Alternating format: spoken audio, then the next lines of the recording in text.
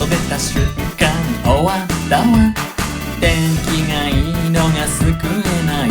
感染強すぎてお亡くなり。定期的汗スプラッシュ。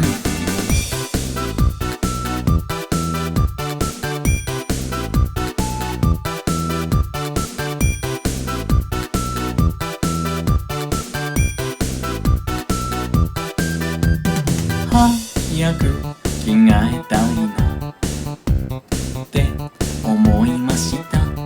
汗さえなくなれば快適なのにハンカチ足りないなって思いました。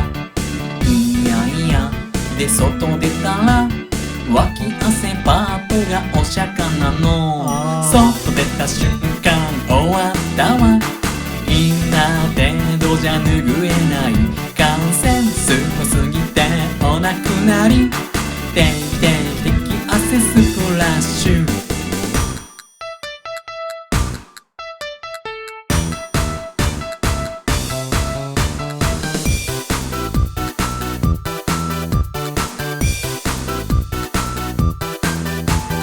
外出た瞬間終わったわ。天気がいいのが救えない。感染すごすぎてお亡くなり。定期的汗スプラッシュ。外出た瞬間終わったわ。制汗剤とか効き目ない。感染すごすぎてお亡くなり。定期的汗スプラッシュ。